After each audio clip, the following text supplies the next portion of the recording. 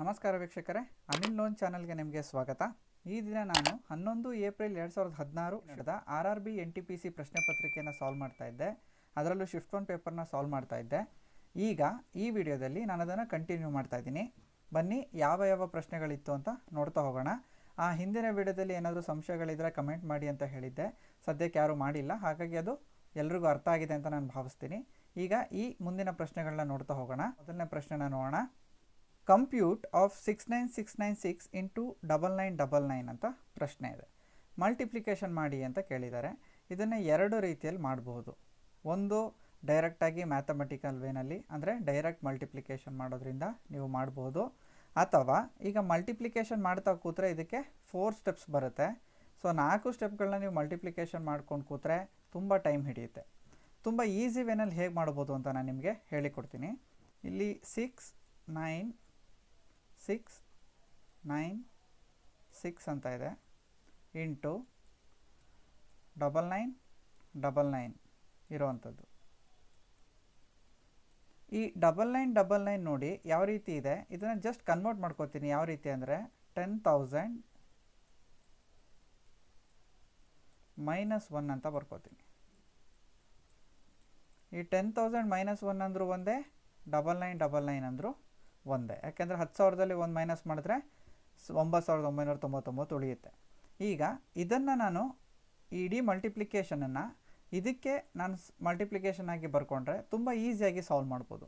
ಯಾವ ರೀತಿ ಕಾಣಿಸುತ್ತೆ ನೋಡಿ. 69696 ಇಂಟು ಬ್ರ್ಯಾಕೆಟ್ 10,000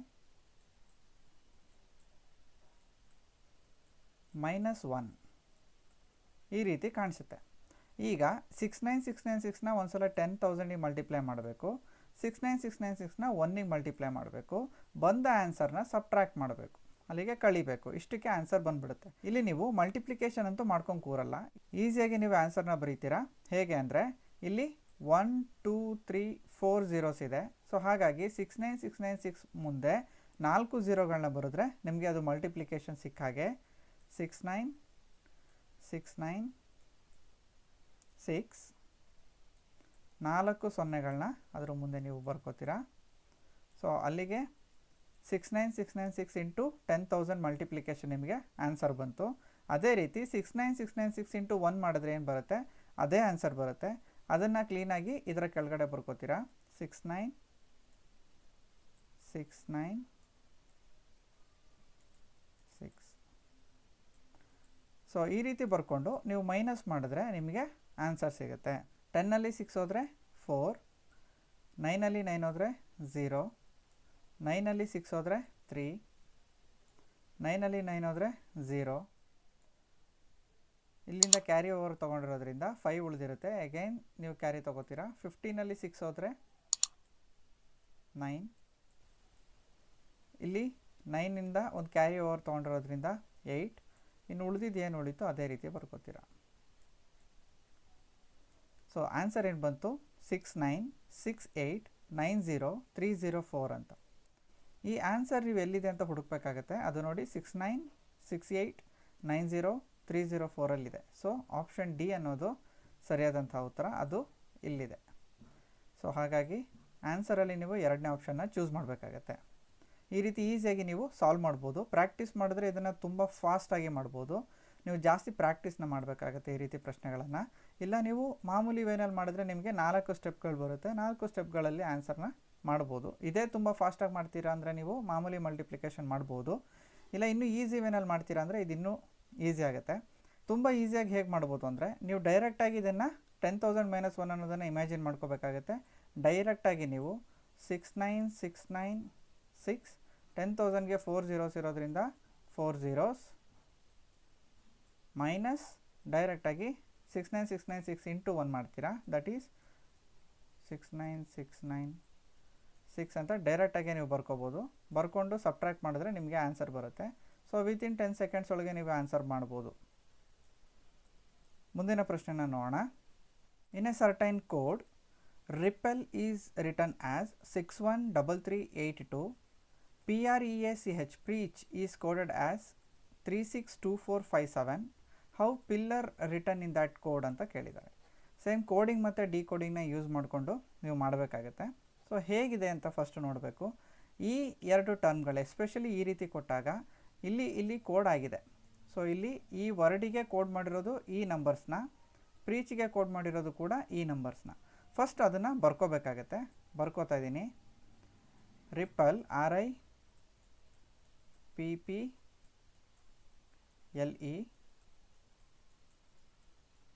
ಅದಕ್ಕೆ ಕೋಡ್ ಮಾಡಿರೋದೇನು ಅಂದರೆ 613382 ಈ ರೀತಿ ಕೋಡ್ ಮಾಡಿದ್ದಾರೆ. ಅದೇ ರೀತಿ ಪ್ರೀಚ್ನ ನೋಡಿದ್ರೆ PR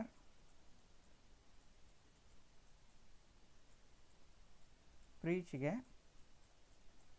ಏನು ಕೋಡ್ ಮಾಡಿದ್ದಾರೆ ನೋಡಿ, 36245 ಅಂತ ಕೋಡ್ ಮಾಡಿದ್ದಾರೆ. ನೀವೀಗ ಕೋಡ್ ಮಾಡಬೇಕಾಗಿರೋದು ಪಿಲ್ಲರ್ಗೆ PILLER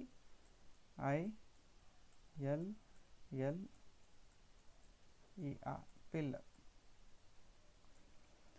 ಫಸ್ಟಿಗೆ ನೀವು ಇಲ್ಲಿರುವಂತಹ ಎರಡು ವರ್ಡಿನ ರಿಲೇಷನ್ಶಿಪ್ಸ್ಗಳನ್ನ ನೀವು ನೋಡ್ತಾ ಹೋಗಬೇಕಾಗತ್ತೆ. ಇಲ್ಲಿ ರಿಪೀಟೆಡ್ ಅಕ್ಷರಗಳಿದೆಯಾ ಅಂತ ನೀವು ಮೊದಲು ನೋಡಬೇಕಾಗತ್ತೆ. ಇಲ್ಲಿ ನೋಡಿ P ಇದೆ, ಇಲ್ಲೂ P ಇದೆ, ಸೊ ಇಲ್ಲೂ P ಇದೆ. ಸೊ ಹಾಗಾಗಿ ಆ Pಗೆ ಏನನ್ನ ಕೋಡ್ ಮಾಡಿದ್ದಾರೆ ಅಂತ ನೀವು ನೋಡಿ. Pಗೆ 3ನ ಕೋಡ್ ಮಾಡಿದ್ದಾರೆ. ಅದೇ ರೀತಿ ಇಲ್ಲೂ ಕೂಡ Pಗೆ 3ನೇ ಕೋಡ್ ಬಂದಿದೆ. ಸೊ ಇಲ್ಲೂ ಕೂಡ Pಗೆ 3ನೇ ಕೋಡ್ ಬಂದಿದೆ. ಹಾಗಾಗಿ 333 ಅನ್ನೋದು ಕಾಮನ್ ಆಗಿದೆ Pಗೆ. ಅದೇ ರೀತಿ Rಗೆ ನೋಡಿ, ಇಲ್ಲಿ 6 ಬಂದಿದೆ, ಇಲ್ಲೂ ಕೂಡ Rಗೆ 6 ಬಂದಿದೆ.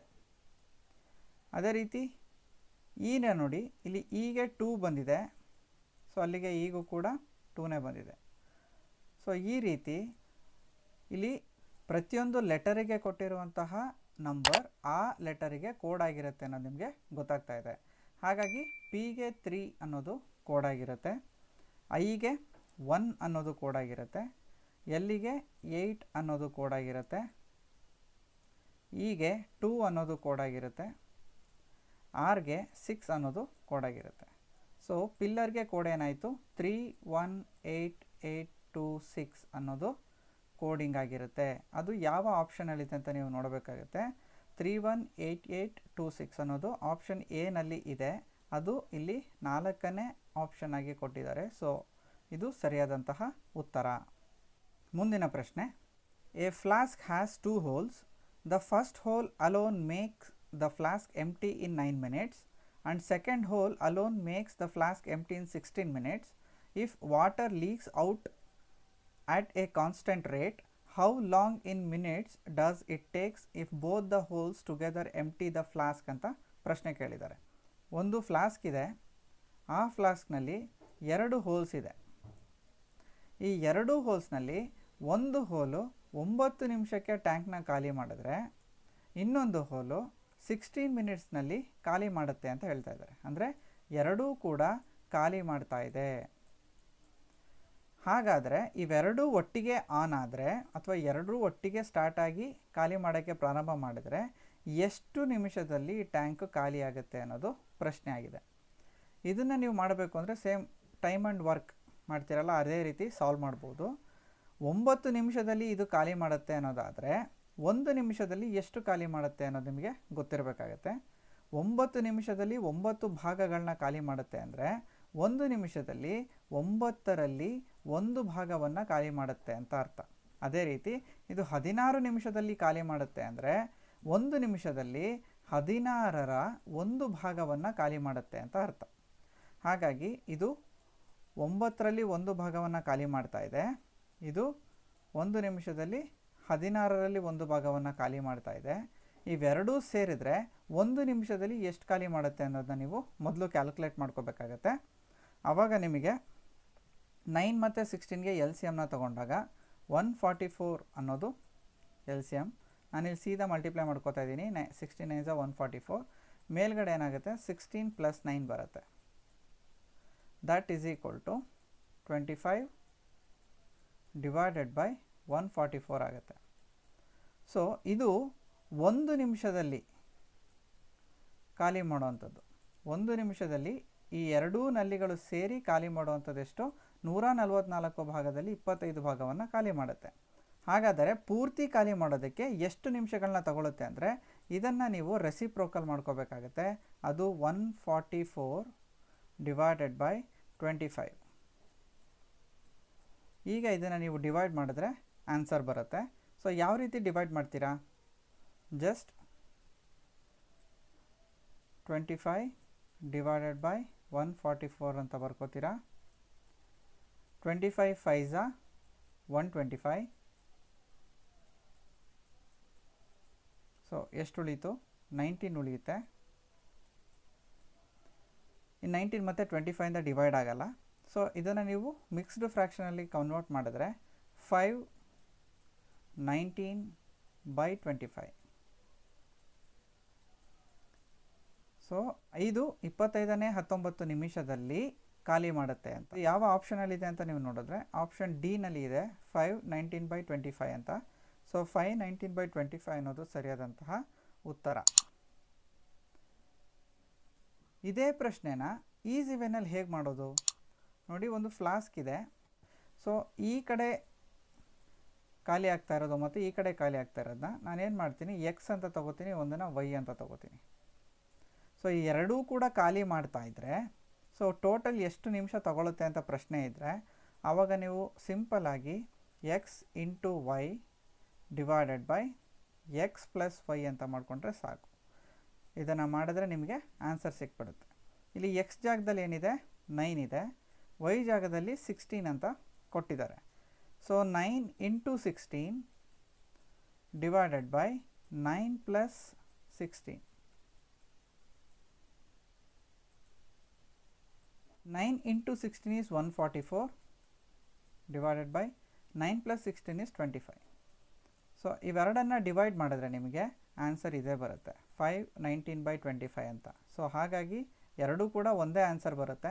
ಬೇಸಿಕ್ ಕಾನ್ಸೆಪ್ಟ್ಸ್ನ ಕ್ಲೀನಾಗಿ ಅರ್ಥ ಮಾಡ್ಕೊಂಡಿದ್ರೆ ಈ ಫಾರ್ಮಿಗೆ ನೀವು ಡೈರೆಕ್ಟಾಗಿ ಬರ್ಕೋಬಹುದು.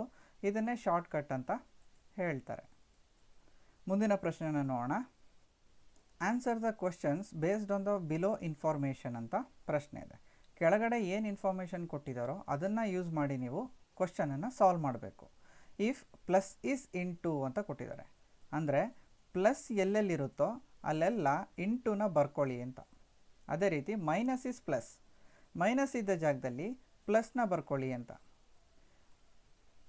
Into is divided by, into ಇದ್ದ ಜಾಗದಲ್ಲಿ ಡಿವೈಡೆಡ್ ಬೈನ ಬರ್ಕೊಳ್ಳಿ ಅಂತ ಇದೆ. ಡಿವೈಡೆಡ್ ಬೈ ಜಾಗದಲ್ಲಿ ಮೈನಸ್ನ ಬರ್ಕೊಳ್ಳಿ ಅಂತ ಇದೆ. ಈ ರೀತಿ ನಾವು ಕನ್ವರ್ಟ್ ಮಾಡಿ ಆ ಕನ್ವರ್ಟ್ ಮಾಡಿ ಬಂದ ಈಕ್ವೇಷನನ್ನು ಸಾಲ್ವ್ ಮಾಡಿ ಬರುವಂಥ ಆನ್ಸರ್ನ ಬರೀಬೇಕಾಗತ್ತೆ. ನೋಡಿ 6 plus 7 into 3 minus 8 divided by 20 is equal to how much ಅಂತ ಕೊಟ್ಟಿದ್ದಾರೆ. ಅಲ್ಲಿಗೆ ಇಲ್ಲಿ ಪ್ಲಸ್ ಇರೋ ಜಾಗದಲ್ಲಿ ನೀವು ಏನು ಬರ್ಕೋಬೇಕು, ಮಲ್ಟಿಪ್ಲಿಕೇಶನ್ ಬರ್ಕೋಬೇಕು. ಮಲ್ಟಿಪ್ಲಿಕೇಶನ್ ಇರೋ ಜಾಗದಲ್ಲಿ ಡಿವೈಡೆಡ್ ಬೈನ ಬರ್ಕೋಬೇಕು. ಅದೇ ರೀತಿ ಮೈನಸ್ ಇರೋ ಜಾಗದಲ್ಲಿ ಪ್ಲಸ್ನ ಬರ್ಕೋಬೇಕು. ಡಿವೈಡೆಡ್ ಬೈ ಇರೋ ಜಾಗದಲ್ಲಿ ಮೈನಸ್ನ ಬರ್ಕೋಬೇಕಾಗತ್ತೆ. ಅಲ್ಲಿ ಏನು ಕೊಟ್ಟಿದ್ದಾರೆ ಅದನ್ನು ಬರ್ಕೊಳ್ಳೋಣ. 6 ಪ್ಲಸ್ ಇರೋ ಜಾಗದಲ್ಲಿ ಇಂಟುನ ಬರ್ಕೋಬೇಕು. 7 ಹಾಗೆ ಇದೆ 7. ಇಲ್ಲಿ ಇಂಟು ಇರೋ ಜಾಗದಲ್ಲಿ ಡಿವೈಡೆಡ್ ಬೈ ಬರ್ಕೋಬೇಕು. 3 ಹಾಗೆ ಇದೆ ಬರ್ಕೋತೀನಿ. ಮೈನಸ್ ಇರೋ ಜಾಗದಲ್ಲಿ ಪ್ಲಸ್ನ ಬರ್ಕೋಬೇಕು. ದೆನ್ 8 ಇದೆ. ಇಲ್ಲಿ ಡಿವೈಡೆಡ್ ಬೈ ಇರೋ ಜಾಗದಲ್ಲಿ ಮೈನಸ್ನ ಬರ್ಕೋಬೇಕು. 20 ಇದೆ. ಈಗ ಇದನ್ನು ಸಾಲ್ವ್ ಮಾಡಬೇಕು. ಇದನ್ನು ಸಾಲ್ವ್ ಮಾಡೋಕ್ಕೆ ನೀವು ಬಾರ್ಡ್ಮಸ್ ರೂಲ್ನ ಯೂಸ್ ಮಾಡಬೇಕು. ಈ ಬಾರ್ಡ್ಮಸ್ ರೂಲ್ ಅಂದರೆ ಏನು ಅಂತ ನಿಮ್ಗೆ ಆಲ್ರೆಡಿ ಹೇಳಿದ್ದೀನಿ. ಫಸ್ಟು ಬ್ರ್ಯಾಕೆಟ್ನ ಸಾಲ್ವ್ ಮಾಡಬೇಕು, ಆಮೇಲೆ ಆಫ್ನ ಸಾಲ್ವ್ ಮಾಡಬೇಕು. ಇಲ್ಲಿ ಬ್ರ್ಯಾಕೆಟು ಕೊಟ್ಟಿಲ್ಲ, ಆಫು ಕೊಟ್ಟಿಲ್ಲ, ಹಾಗಾಗಿ ಇದನ್ನು ಕನ್ಸಿಡರ್ ಮಾಡೋದಿಲ್ಲ ಈ ಲೆಕ್ಕದಲ್ಲಿ ಮಾತ್ರ. ಅದು ಬಿಟ್ಟರೆ ನೆಕ್ಸ್ಟು ಡಿವಿಷನ್ ಮಾಡಬೇಕು, ದೆನ್ ಮಲ್ಟಿಪ್ಲಿಕೇಶನ್, ಆಮೇಲೆ ಅಡಿಷನ್ನು, ಕೊನೆಗೆ ಸಬ್ಟ್ರಾಕ್ಷನ್ ಮಾಡಬೇಕು ಅಂತ ಇದೆ. ಫಸ್ಟಿಗೆ ಡಿವಿಷನ್ ಮಾಡಬೇಕು ಅಂದಾಗ 7 ಡಿವೈಡೆಡ್ ಬೈ 3 ಅಂತ ಇದೆ. ಸೊ ಅದನ್ನು ಮಾಡ್ಕೋಬೇಕಾಗತ್ತೆ. ಉಳಿದಿದ್ದನ್ನು ಹಾಗೆ ಇಟ್ಕೊಳ್ಳಿ. 6 into 7 divided by 3 plus 8 minus 20. ಈಗ ಡಿವಿಷನನ್ನು ಮಾಡಾಯಿತು. ದೆನ್ ಮಲ್ಟಿಪ್ಲಿಕೇಶನನ್ನು ನೀವು ಮಾಡಬೇಕು. ಮಲ್ಟಿಪ್ಲಿಕೇಶನ್ ಅಂದರೆ 6 ಇಂಟು 7 ಬೈ 3 ಅಂತ ಇದೆಯಲ್ಲ, ಇದನ್ನು ಮಲ್ಟಿಪ್ಲೈ ಮಾಡಬೇಕಾಗತ್ತೆ. ನೋಡಿ 3 1s 3 2s 6. ಅಲ್ಲಿಗೆ ಮಲ್ಟಿಪ್ಲಿಕೇಶನಲ್ಲಿ 2 ಇಂಟು 7 ಉಳಿತು. 2 7s 14. ಸೊ ಮಲ್ಟಿಪ್ಲಿಕೇಶನ್ನು ಕೂಡ ಮಾಡಾಯಿತು. ನೆಕ್ಸ್ಟ್ ಏನು ಉಳಿದಿದೆ ಅದನ್ನು ಹಾಗೆ ಬರ್ಕೊಳ್ಳಿ. 14 + 8 - 20 ಅಂತ. ನೆಕ್ಸ್ಟ್ ಏನು ಮಾಡಬೇಕು, ಅಡಿಷನ್ ಮಾಡಬೇಕು ಅಂತ ಇದೆ.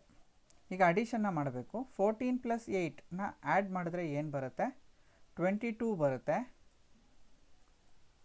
-20 ಹಾಗೆ ಇದೆ. ಕೊನೆಗೆ ಸಬ್ಟ್ರಾಕ್ಟ್ ಮಾಡಬೇಕು. So 22 - 20 is 2. ಆನ್ಸರ್ ಏನು, 2 ಅನ್ನೋದು ಸರಿಯಾದಂತಹ ಉತ್ತರ. ಮುಂದಿನ ಪ್ರಶ್ನೆನ ನೋಡೋಣ. Read the statements and select A conclusion from the given alternatives ಅಂತ ಇದೆ. ಅಲ್ಲಿಗೆ ನೀವು ಕೊಟ್ಟಿರೋಂಥ ಸ್ಟೇಟ್ಮೆಂಟನ್ನು ಫಸ್ಟು ಓದಬೇಕು. ಆಮೇಲೆ ಕೊಟ್ಟಿರೋ ಕನ್ಕ್ಲೂಷನಲ್ಲಿ ಯಾವುದು ಅದಕ್ಕೆ ಸೂಟೇಬಲ್ ಆಗಿದೆ ಅಥವಾ ಆಗಿಲ್ಲ ಅನ್ನೋದನ್ನು ನೀವು ಕಂಡುಹಿಡಿಬೇಕಾಗತ್ತೆ, ಬೇಸ್ಡ್ ಆನ್ ಅವ್ರು ಯಾವ ಆನ್ಸರ್ಗಳನ್ನ ಕೊಟ್ಟಿರ್ತಾರೆ ಅದ್ರ ಮೇಲೆ. ಫಸ್ಟು ಸ್ಟೇಟ್ಮೆಂಟ್ನ ನೀವು ಓದ್ಕೊಳ್ಳಿ.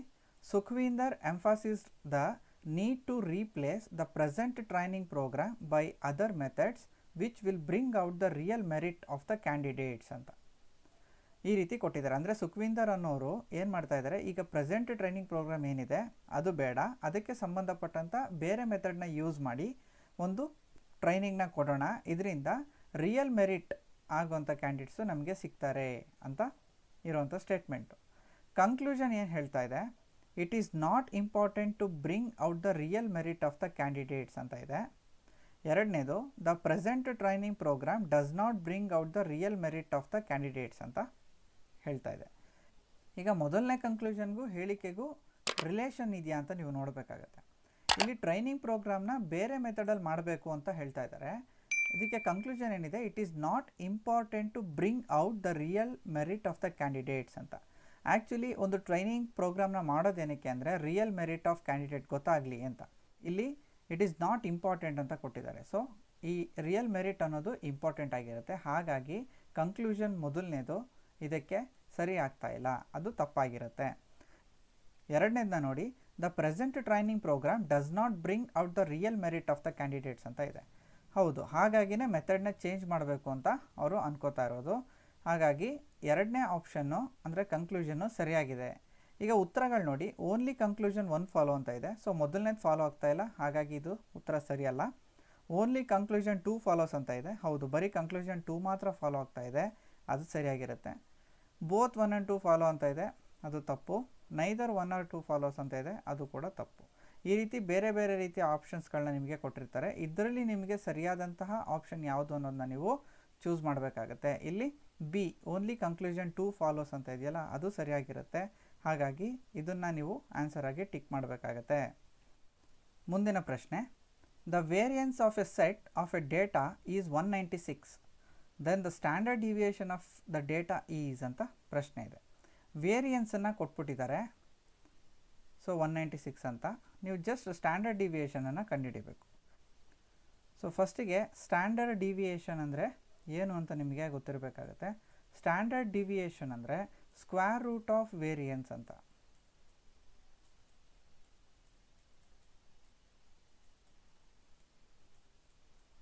ನಿಮಗೆ ಇಲ್ಲಿ ವೇರಿಯನ್ಸ್ ಗೊತ್ತು 196 ಅಂತ, ಅದನ್ನು ನಾನು ಸಬ್ಸ್ಟಿಟ್ಯೂಟ್ ಮಾಡ್ಕೋತಾ ಇದ್ದೀನಿ.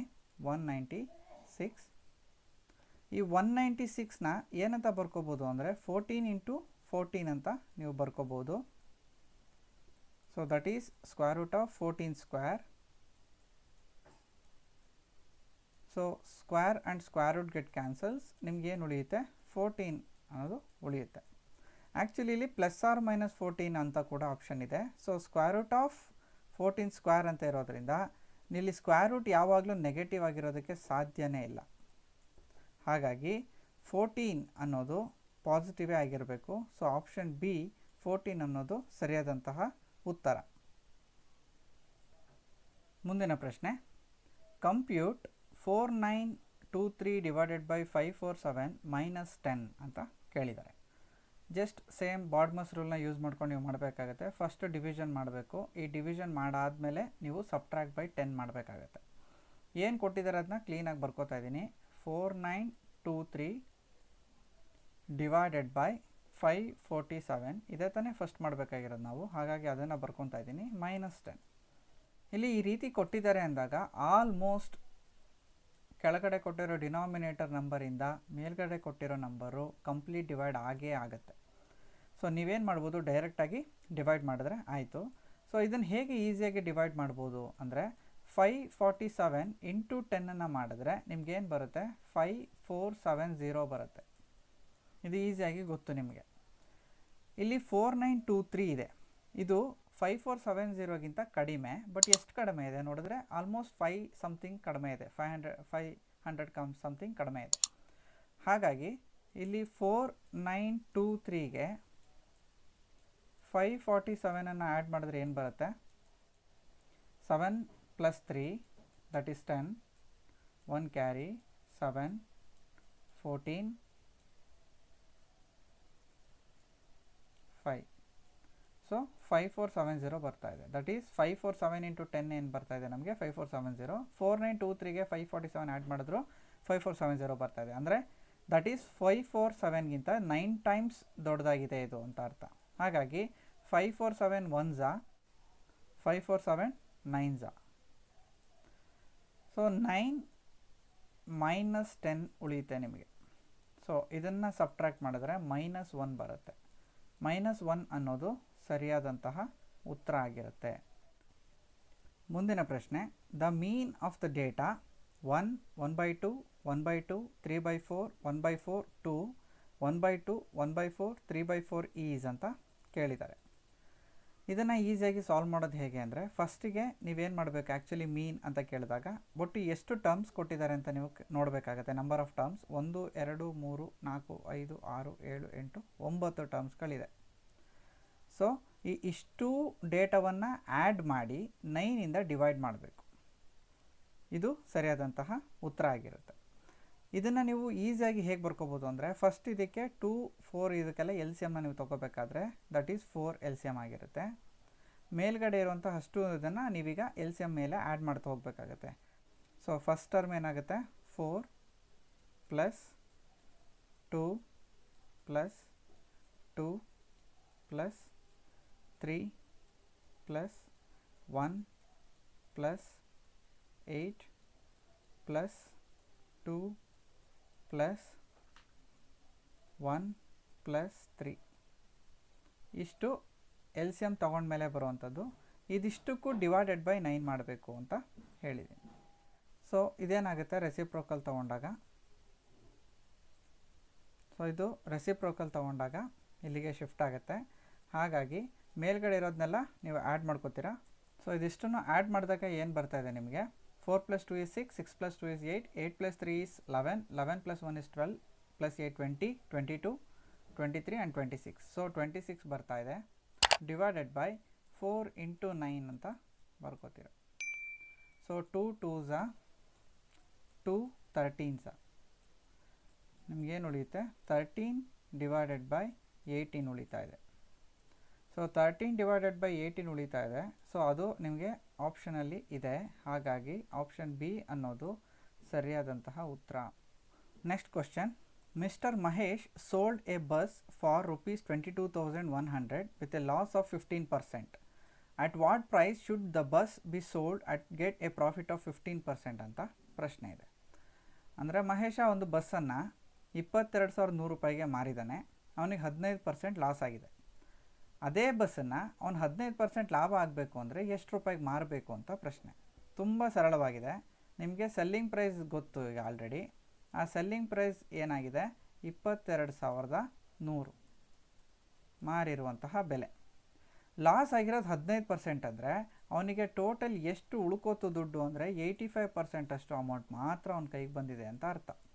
ಟೋಟಲ್ 100% ಆಗಿರೋದ್ರಿಂದ 15% ಲಾಸ್ ಆಗಿದೆ ಅಂದರೆ ಅವನಿಗೆ 85% ಹಣ ಉಳ್ಕೋತು. ಆ ಹಣ ಎಷ್ಟು ಅಂದರೆ 22,100.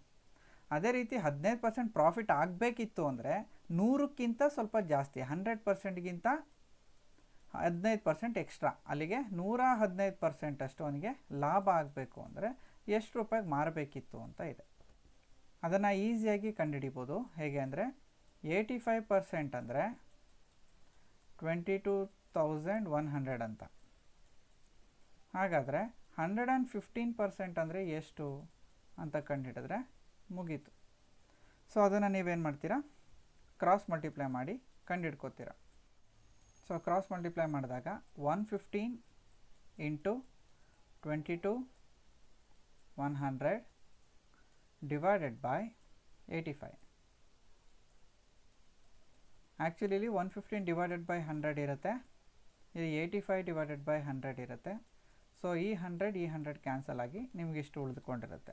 ಸೊ ಏನು ಉಳಿತು ಅದನ್ನು ನಾನು ಬರ್ಕೋತಾ ಇದ್ದೀನಿ. 115 ಇಂಟು 22 100 ಡಿವೈಡೆಡ್ ಬೈ 85. ಸೊ ಹೇಗೆ ಸಾಲ್ವ್ ಮಾಡ್ತೀನಿ? 5 1s 5, 5 7s 35, 5 2s 10, 5 3s 15. ಅದೇ ರೀತಿ ಇಲ್ಲಿ ನೋಡಿ 17 1s 17 ಎಷ್ಟು ಉಳಿತು? 51 ಉಳಿತು. 17 3s 51. ಸೊ 2 0 ಹಾಗೆ ಉಳಿಸ್ಕೊತೀನಿ. ಸೊ ಡಿನಾಮಿನೇಟರಲ್ಲಿ ನಿಮಗೆ 1 ಉಳಿದಿದೆ, ಮೇಲೆ 23 ಇಂಟು 1300 ಉಳಿದಿದೆ. So 23 into 1300 ಉಳಿದಿರೋವಂಥದ್ದು. ಸೊ ಇದನ್ನು ನೀವು ಸಾಲ್ವ್ ಮಾಡಿದ್ರೆ ಆನ್ಸರ್ ಸಿಗುತ್ತೆ. ಇದನ್ನು ಈಸಿಯಾಗಿ ಹೆಂಗೆ ಕ್ಯಾಲ್ಕುಲೇಟ್ ಮಾಡ್ತೀರಾ? ಸೊ ಫಸ್ಟಿಗೆ ಇಲ್ಲಿ 2 0 ಇರೋದನ್ನು ಅದನ್ನು ಹಾಗೆ ಬರ್ಕೊಂಬಿಡಿ. 13 ಇಂಟು 23 ಮಾಡಿಕೊಂಡ್ರೆ ನಿಮಗೆ ಆನ್ಸರ್ ಬರುತ್ತೆ. ಸೊ 13 20 ಎಷ್ಟು? 260. 13 3s ಎಷ್ಟು? 39. ಸೊ ಇವೆರಡನ್ನು ಪ್ಲಸ್ ಮಾಡಿದ್ರೆ ನಿಮಗೆ 13 23s ಸಿಗುತ್ತೆ. That is 992. ಸೊ 29900 ಅನ್ನೋದು ಸರಿಯಾದಂತಹ ಉತ್ತರ. ಅದು ಆಪ್ಷನ್ ಡಿ ನಲ್ಲಿದೆ. ಇದಕ್ಕೆ ನೀವು ಟಿಕ್ ಮಾಡ್ಬೋದು. ಇದು ಸಿಂಪಲಾಗಿ ಮಾಡ್ಬೋದು. ಈ ರೀತಿ ಮಲ್ಟಿಪ್ಲಿಕೇಶನ್ ಮಾಡೋವಂಥದ್ದನ್ನ ನಾನು ಅವಾಗವಾಗ ಹೇಳ್ತಿರೋದನ್ನ ನೀವು ನೋಟ್ ಮಾಡಿ ಇಟ್ಕೊಂಡ್ರೆ ಇನ್ನೂ ಒಳ್ಳೆಯದು. ಈಸಿಯಾಗಿ ಮಾಡ್ತಾ ಹೋಗ್ಬೋದು. ಮುಂದಿನ ಪ್ರಶ್ನೆಗೆ ಹೋಗೋಣ ವೀಕ್ಷಕರೇ. Read the statement and select A conclusion from the given alternatives ಅಂತ ಕೊಟ್ಟಿದ್ದಾರೆ. Same statement and conclusions problem last ವಿಡಿಯೋದಲ್ಲಿ ಮಾಡಿದ್ದು ಇದೇ ರೀತಿ ಪ್ರಶ್ನೆಗಳನ್ನು ಹೇಗೆ ಸಾಲ್ವ್ ಮಾಡೋದು ಇದನ್ನು ಅಂತ ನಿಮಗೆ ಆಲ್ರೆಡಿ ಒಂದು ಸ್ವಲ್ಪ ಹಿಂಟ್ ಗೊತ್ತಾಗಿದೆ. ಅದೇ ರೀತಿ ಇದನ್ನು ಸಾಲ್ವ್ ಮಾಡಬೇಕು. ಫಸ್ಟಿಗೆ ಗ್ರಾಫ್ನ ಬರ್ಕೋಬೇಕು, ಆನಂತರ ಕನ್ಕ್ಲೂಷನ್ ಆಗುತ್ತೋ ಆಗಲ್ವೋ ಅಂತ ಚೆಕ್ ಮಾಡಬೇಕು. ಕೊನೆಗೆ ಯಾವುದೆಲ್ಲ ಕನ್ಕ್ಲೂಷನ್ ಆಗುತ್ತೆ ಅಥವಾ ಯಾವ ಆನ್ಸರ್ ಸರಿ ಅನ್ನೋದನ್ನು ನೀವು ಟಿಕ್ ಮಾಡಬೇಕು. ಈ 3 ಸ್ಟೆಪ್ಗಳನ್ನ ನೀವು ಇಲ್ಲಿ ಫಾಲೋ ಮಾಡಬೇಕಾಗತ್ತೆ.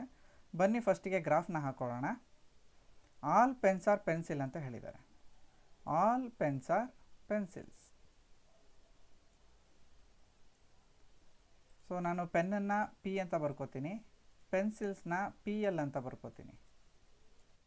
ಸಮ್ ಪೆನ್ಸಿಲ್ಸ್ ಆರ್ ಎರೇಸರ್ಸ್ ಅಂತ ಇದೆ. ಸಮ್ ಪೆನ್ಸಿಲ್ಸ್ ಆರ್ ಎರೇಸರ್ಸ್ ಅಂತ. ಸಮ್ ಪೆನ್ಸಿಲ್ಸ್ ಆರ್ ಎರೇಸರ್ಸ್ ಆಗಿರೋದ್ರಿಂದ ನಾನು ಅದನ್ನು ಇ ಅಂತ ಬರ್ಕೋತೀನಿ.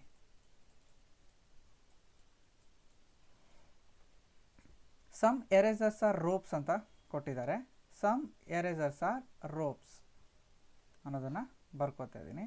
ಅದನ್ನು ಆರ್ ಇಂದ ಡಿನೋಟ್ ಮಾಡ್ತೀನಿ. ಆಲ್ ರೋಪ್ಸ್ ಆರ್ ಟೆಂಟ್ಸ್ ಅಂತ ಕೊಟ್ಟಿದ್ದಾರೆ. So all ropes are tent, all ropes are tent ಅಂತ ಕೊಟ್ಟಿದ್ದಾರೆ. ಅದನ್ನು ನಾನೇನು ಬರ್ಕೋತೀನಿ? ಟಿ ಅಂತ ಬರ್ಕೋತೀನಿ. ಇದು ನಿಮಗೆ ಸಿಕ್ಕಿರುವಂತಹ ಡಯಾಗ್ರಾಮ್ ಆಗಿರುತ್ತೆ. ಈಗ ಕನ್ಕ್ಲೂಷನ್ಸ್ನ ನೋಡ್ತಾ ಹೋಗೋಣ. ಸೊ ಫಸ್ಟ್ ಕನ್ಕ್ಲೂಷನ್ ನೋಡಿ, ಸಮ್ ಟೆಂಟ್ಸ್ ಆರ್ ಟ್ರ್ಯಾಮ್ಸ್ ಅಂತ ಕೊಟ್ಟಿದ್ದಾರೆ. ಇಲ್ಲಿ ಟೆಂಟ್ಸ್ ಇದೆ ಓಕೆ, ಬಟ್ ಟ್ರ್ಯಾಮ್ಸ್ ಅನ್ನೋವಂಥದ್ದನ್ನ ಕೊಟ್ಟೇ ಇಲ್ಲ, ಹಾಗಾಗಿ ಫಸ್ಟ್ ಆಪ್ಷನ್ ಆಗೋಕ್ಕೆ ಸಾಧ್ಯನೇ ಇಲ್ಲ. ನೆಕ್ಸ್ಟ್ ನೋಡಿ, ಸಮ್ ರೋಪ್ಸ್ ಆರ್ ಪೆನ್ಸ್ ಅಂತ ಕೊಟ್ಟಿದ್ದಾರೆ. ಸಮ್ ರೋಪ್ಸ್ ಆರ್ ಪೆನ್ಸ್ ಅಂತ ಹೇಳ್ತಾ ಇದ್ದಾರೆ. ಇಲ್ಲಿ ರೋಪ್ಸಿಗೂ ಪೆನ್ಸಿಗೂ ಸಂಬಂಧನೇ ಇಲ್ಲ, ಹಾಗಾಗಿ ಎರಡನೇದು ಕೂಡ ಆಗೋದಿಲ್ಲ. ಸಮ್ ಎರೇಸರ್ಸ್ ಆರ್ ಪೆನ್ಸ್ ಅಂತ ಕೊಟ್ಟಿದ್ದಾರೆ. ಸಮ್ ಎರೇಸರ್ಸ್ ಆರ್ ಪೆನ್ ಅಂತ ಕೊಟ್ಟಿದ್ದಾರೆ. ಸೊ ಇಲ್ಲಿ ಸ್ಟೇಟ್ಮೆಂಟಲ್ಲಿ ಪೆನ್ನಿಗೂ ಮತ್ತು ಎರೇಸರ್ಗೂ ಸಂಬಂಧವನ್ನು ಕೊಟ್ಟಿಲ್ಲ, ಹಾಗಾಗಿ ಇದು may be may not be ಆದರೂ ಆಗ್ಬೋದು, ಆಗದೇ ಇದ್ರೂ ಇರ್ಬೋದು. ಆ ರೀತಿ may be may not be ಆಗಿದ್ದರೆ ನಾನೇನು ಹೇಳಿದ್ದೆ ಅದು ಸಾಧ್ಯ ಆಗೋದಿಲ್ಲ ಅಂತ. ಸೊ ಹಾಗಾಗಿ ಮೂರನೇದು ಸಹ ತಪ್ಪಾಗಿರುತ್ತೆ. ನಾಲ್ಕನೇದನ್ನು ನೋಡಿ, ಸಮ್ ಪೆನ್ಸಿಲ್ಸ್ ಆರ್ ಪೆನ್ಸ್ ಅಂತ ಇದೆ. ಸಮ್ ಪೆನ್ಸಿಲ್ಸ್ ಆರ್ ಪೆನ್ ಅಂತ ಇರೋದ್ರಿಂದ ಕೆಲವು ಪೆನ್ಸಿಲ್ಗಳು ಪೆನ್ ಆಗಿರೋ ಸಾಧ್ಯತೆ ಇದೆ. ಯಾಕೆಂದರೆ ಎಲ್ಲ ಪೆನ್ನು ಪೆನ್ಸಿಲ್ ಆಗಿರೋದ್ರಿಂದ ಕೆಲವು ಪೆನ್ಸಿಲ್ಗಳು ಪೆನ್ ಆಗಿರೋ ಸಾಧ್ಯತೆ ಇದೆ. ಇದನ್ನು ಸ್ಟೇಟ್ಮೆಂಟಲ್ಲಿ ಕೊಟ್ಟಿರೋದ್ರಿಂದನೇ ಅದು ರಿಲೇಷನ್ಶಿಪ್ ಎಸ್ಟಾಬ್ಲಿಷ್ ಆಗ್ತಾ ಇದೆ. ಸೊ ನಾಲ್ಕನೇದು ಸರಿಯಾಗಿದೆ. ಹಾಗಾಗಿ ಓನ್ಲಿ 4 ಫಾಲೋಸ್ ಅನ್ನೋದು ಸರಿಯಾದಂತಹ ಉತ್ತರ ಆಗಿರುತ್ತೆ. ವೀಕ್ಷಕರೇ, ಈ ದಿನ ನಾನು ನಿಮಗೆ 11 ಏಪ್ರಿಲ್ 2016ರಲ್ಲಿ ನಡೆದಂತಹ RRB NTPC ಪರೀಕ್ಷೆ ಶಿಫ್ಟ್ 1 ಪೇಪರ್ನ 2ನೇ ಭಾಗವನ್ನು ಸಾಲ್ವ್ ಮಾಡಿದ್ದೀನಿ. ಮುಂದಿನ ವೀಡಿಯೋದಲ್ಲಿ ಇದನ್ನು ಕಂಟಿನ್ಯೂ ಮಾಡ್ತೀನಿ.